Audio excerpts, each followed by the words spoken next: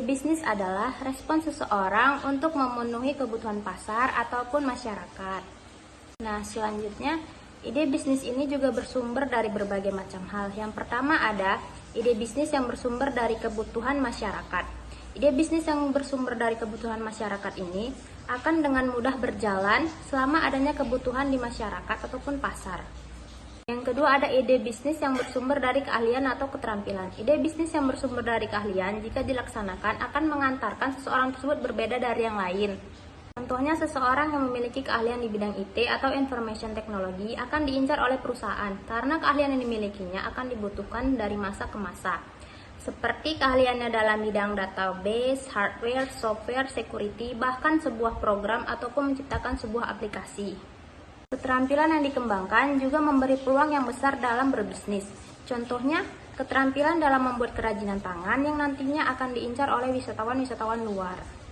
Yang ketiga, ide bisnis yang bersumber dari survei. Dengan melakukan survei, kita bisa melihat ataupun mengungkap berbagai potensi yang dapat digarap untuk berbisnis. Contohnya Gojek di Indonesia, yang mana mengadopsi bisnis Uber di Amerika Serikat. Yang keempat, ada ide bisnis yang bersumber dari hobi atau minat.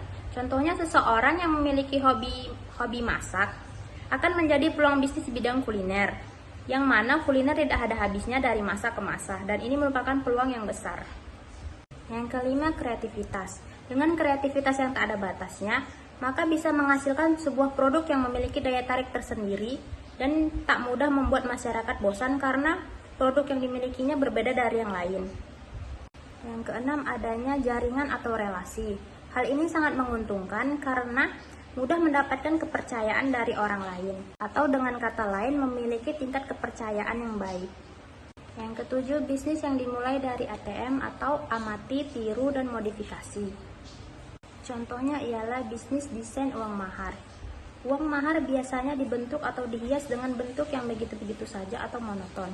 Nah, oleh karena itu, kita harus menggunakan kreativitas kita untuk dapat membentuk atau mendesain uang mahar sekreatif mungkin agar terlihat unik dan berbeda dari yang lain. Kita juga bisa bermitra dengan para wedding organizer untuk mendesain uang mahar klien-klien mereka. Yang kedelapan, nasihat atau saran. Bermula dari nasihat dari orang terdekat hingga kemunculannya ide bisnis. Contohnya, kita ahli dalam membuat cake, maka orang-orang di sekitar kita akan menyarankan kita untuk dapat membuka gerai cake sendiri. Yang kesembilan, ada pengalaman atau pekerjaan. Misalnya di tempat perusahaan kita bekerja mengalami masalah dalam merekrut talenta baru. Nah, hal ini memberikan kita peluang untuk memunculkan ide bisnis di mana kita dapat membuka jasa, aplikasi ataupun website yang menghubungkan antara pelamar dengan perusahaan. Ke-10, ada penemuan yang tidak disengaja. Hal ini berawal dari imajinasi yang akhirnya memunculkan ide bisnis. 11, media massa.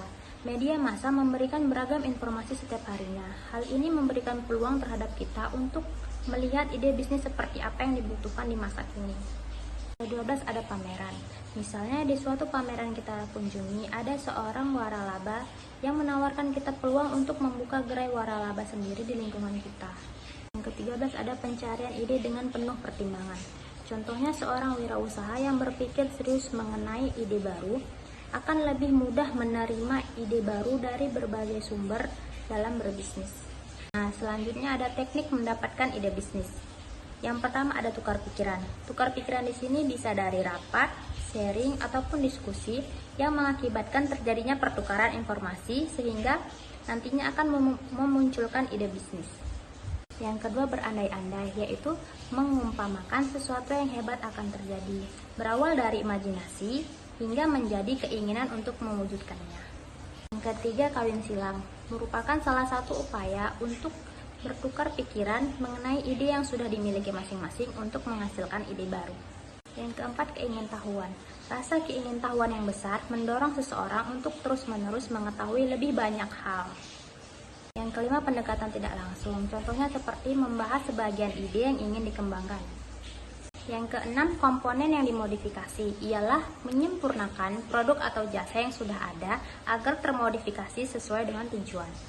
Yang ketujuh, ada meditasi. Dengan memusatkan pikiran dan perasaan akan menghasilkan ide bisnis yang inovatif. Nah, lalu apa sih pentingnya ide bisnis itu? Jadi, pentingnya ide bisnis itu ialah bisa melihat peluang di lingkungan sekitar ataupun masalah yang ada di lingkungan sekitar. Saja memanfaatkan peluang, memilih peluang sesuai dengan potensi, memberikan nilai tambah, berpikir beda dan kreatif, dan yang terakhir ialah berinovasi terus-menerus. Lalu, apakah kreativitas memberikan pengaruh dalam ide bisnis? Jawabannya adalah iya. Kreativitas berpengaruh dalam ide bisnis. Semakin kreatif seseorang, maka semakin mudah mencari peluang dalam ide bisnis. Dengan kata lain, semakin aktif dalam mencari peluang bisnis. Dan adanya kreativitas juga menjadikan bisnis tersebut selalu memperhatikan perkembangan zaman ataupun tren, sehingga tidak monoton karena adanya kombinasi dari hal yang sudah ada menjadi sesuatu hal yang baru. Kreativitas juga membantu pembisnis untuk dapat terus bersaing. Bagaimana sih caranya untuk mengembangkan ide bisnis tersebut? Nah, caranya adalah yang pertama, menentukan ide bisnis yang akan dibuat. Yang kedua, menentukan ide bisnis yang bagus. Ketiga, membuat daftar ide bisnis. Yang keempat, melihat persaingan dengan produksi asing. 5, menentukan pasar. Dan yang keenam, penelitian dan analisis ide. Lalu setelahnya kita harus melakukan pengujian ide bisnis atau menguji ide bisnis. Nah, caranya ialah dengan melakukan analisis SWOT. Yang pertama adalah S atau strength, yang artinya kekuatan, yaitu untuk melihat seberapa jauh faktor yang menjadi kekuatan dalam ide bisnis yang kita buat. Yang kedua ada W atau weakness, yang artinya kelemahan, yaitu untuk melihat seberapa jauh faktor yang menjadi kelemahan dalam bisnis yang kita buat. Yang ketiga ada T atau threats, yang artinya ancaman. Kok T? Salah. Yang ketiga ada O atau opportunity, yang artinya adalah peluang, untuk melihat seberapa jauh faktor yang menjadi peluang dalam bisnis kita. Dan yang terakhir ada T, threats atau ancaman, yaitu untuk melihat seberapa jauh faktor yang menjadi ancaman dalam bisnis kita.